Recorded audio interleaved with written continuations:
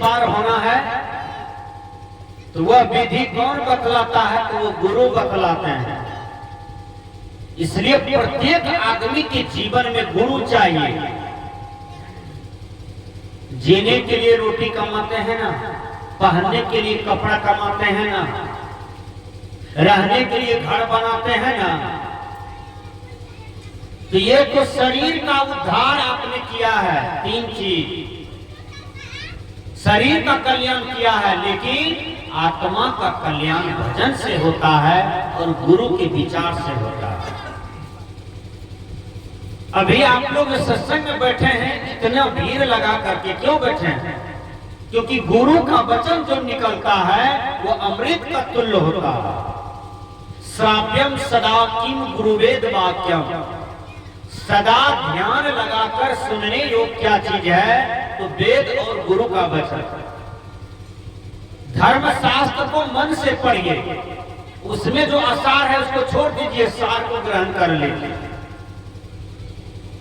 कोई भी गुरु महात्मा संत आते हैं, चाहे कोई भी मत पंथ का क्यों न हो, वहां बैठिए, सुनिए, समझिए, जो अच्छाई है उसको ग्रहण कर लीजिए, जिस उसमें यदि बुराई है तो उसको त्याग दीजिए।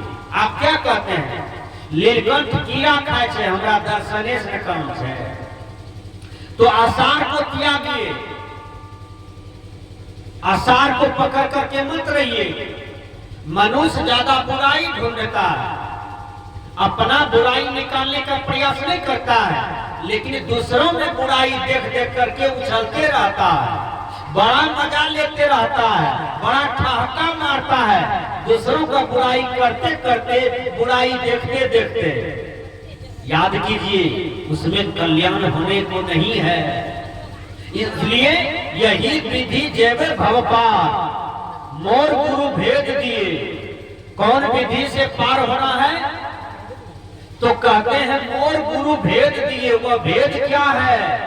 वह है माला, कंठी, गुरुमान। यही गुरुदेव आपको देंगे और बता देंगे, बेटा सत्संग नीत और ध्यान नीत रहिए, कृत संलग्न हो, चोरी हिंसा नशा झूठ में विचार करना चाहिए। बाबा मिही का वाणी है। बाबा मिही भी एक अच्छे संत हुए हैं, बहुत बढ़िया संत हुए हैं, और बाबा मिही कबीर साहब के भक्त थे। दुनिया में सबसे बड़े संत, बड़ा विलक्षण संत हुए हैं बंदी छोर कबीर संत सम्राट। आप देखिएगा, सब संतन की बड़ी बलिहारी वाला फोटो है, और उसमें बाबा में ही कपारे पर कबीर साहब को रखे हैं। क्यों? क्योंकि कबीर साहब संत सम्राट हैं। अध्यात्म समाज के सबसे बड़ा ज्ञाता, सबसे बड़ा वैज्ञानिक, सबसे बड़ा रिसर्चर वो है बंदी छोर कबीर, जिसको पूरा दुनिया के संत बाप मानते हैं। कबीर साहब को शेर मानते हैं। आज दुनिया में कोई भी मत बनता है, बिना कबीर साहब का विचार बोले हुए उसका सत्संग समाप्त नहीं होता है, उसमें कबीर साहब का विचार लिया जाता है। सजना, यही विधि जेवे भवपार। अब मोर गुरु भेज दिए, आनहर गुरु बहिर चला, दोनों नरक में ठेलम ठेला। गुरु भी होना चाहिए आंख वाला। आंख वाला गुरु से पूछिएगा बाबा बनमनखी किधर है, तब न हम बता देंगे यही रोड जाता है, बाएं मुड़ना शिक्षा नगर आएगा, और शिक्षा नगर से दाएं मुड़ना इधर, तो उधरे में बनमनखी बाजार आएगा। आंख वाला गुरु बोलेगा, और जिसको आंखें नहीं है वो बेचारा क्या बोलेगा, वो तो अंधड़ा है। यदि आपके जीवन में अंधड़ा गुरु हो जाएगा तो आपके जीवन का कल्याण नहीं होगा। अंधड़ा गुरु का मतलब जो चरित्रहीन है, जो लोभी है, जो गड़बड़ है हर तरह से, ऐसा गुरु यदि आपको मिल जाए, आसाराम वाला, रामपाल वाला, राम रहीम वाला, तो आपके जीवन का कल्याण नहीं होगा। संत कहते हैं बढ़िया गुरु करो, जो गुरु अच्छे हैं वो गुरु को तू अपने जीवन में अपना लो, उसी से कल्याण होगा। मैंने कहा आनहर गुरु बहिर चला, दोनों नरक में ठेलम ठेला। एक गुरु जी थे, वो दो चेला बनाया एक गांव में, और दोनों भाई था। दोनों भाई को चेला बना दिया, सब बात बता दिया, सत्संग भजन भी कर दिया, माला कंठी भी पहना दिया, सब युक्ति बता दिया दोनों भाई को। गुरु महाराज चले गए नेपाल तरफ, साल भर पर वो भाई के यहाँ आया। इस बीच में दोनों भाई क्या किया, अलग हो गया, फर्क हो गया, लड़ाई झगड़ा करके एक सुइया को भी आधा आधी बांट लिया। दोनों को नहीं टोकता था, दोनों गाल फुलाए रहता था, दोनों को दुश्मन मानता था। गुरु महाराज आए बरका के दरवाजे पर, गुरु महाराज को क्या मालूम ये दोनों अलग हो गया है। मुखिया जी क्या किए थे, गुरुओं महाराज को बांट दिए, सब चीज तो बांटिए लिया था, और दोनों भाई में गुरुओं महाराज को बांट दिया। कहा गुरु महाराज जब आएगा ना, एक दिन तू खिलाना, एक दिन ये खिलाएगा, एक पैर तू दाबना तेल लगा करके, एक पैर ये दाबेगा, एक पैर को तू चरण पखारना, एक पैर को तू चरण पखारना। देखिए बांट दिया था, दाया उसको दे दिया था, बाया इसको दे दिया था। संजोग हुआ गुरु महाराज बरका के दरवाजे पर आए, तो बरका के दरवाजे पर जब आए तो गुरु दौड़ करके गया, कासा का थाली फूली का लोटा पानी लेकर के आया, गुरु महाराज का चरण न पखारेगा। दाया पैर था बरका के हिस्सा में, गुरु महाराज को थकनी हो गया था, बाया पैर में, वो बाया पैर थालिया में रख दिया, थाली में।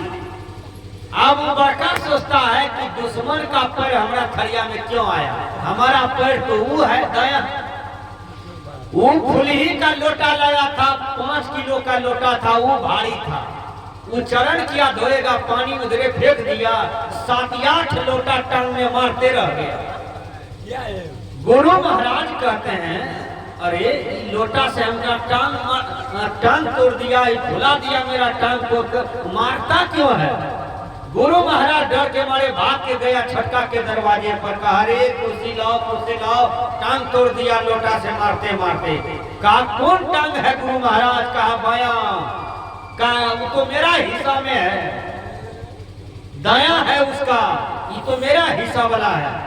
कहा लोटा से मारा है हमारा टांग में, कहा उसका टांग है दाया वाला है, उसको हम कुल्हाड़ी से काटेंगे, रुकिए कुल्हाड़ी लाने दीजिए, हम बदला लेने करेंगे। वो लोटा से क्यों मारा, हम कुल्हाड़ी से टांग काटेंगे, अभी बैठिए आप। गुरु महाराज सोचा अरे एक तो फुल ही लोटा से मारा इसमें, ये कहता है कुल्हाड़ी से काटेंगे इसको, गए तो हम ये दोनों जगह रहेगा, हम चले जाएंगे मंगनीय में, उधारे खत्म चले जाएंगे। गुरु महाराज भागे से पट्टा, अब ये कुल्हाड़ी लेकर के कहे गुरु महाराज रुकिए, बदला तो कम से कम लेने दीजिए। गुरु महाराज रुकिए, आनहर गुरु बहिर चला, दोनों नरक में ठेलम ठेला। इसलिए बढ़िया गुरु कीजिए, आपके जीवन में बढ़िया सब चीज होगा। बंध मुक्तम ब्रह्मनिष्ठम कृत भजत गुरम। यश प्रसादात संसार सागरे गोस बताते हैं। संत कहते हैं दृष्टि युगल कर देव सुख मनिया हो, देखबया जब रंग रूप, देखबया जब रंग रूप, यही विधि जय भाव पार, मोर गुरु भेद दिए, दृष्टि युगल कर लेव सुख मनिया हो, देखबया जब रंग रूप।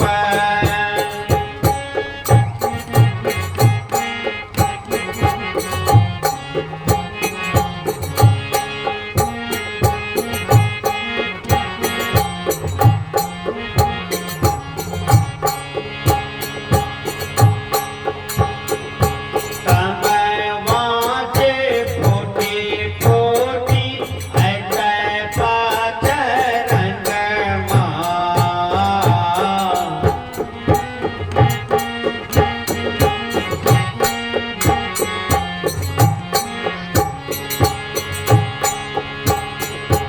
तब वाजे फूटी फूटी ऐसे पाँच रंग माँ,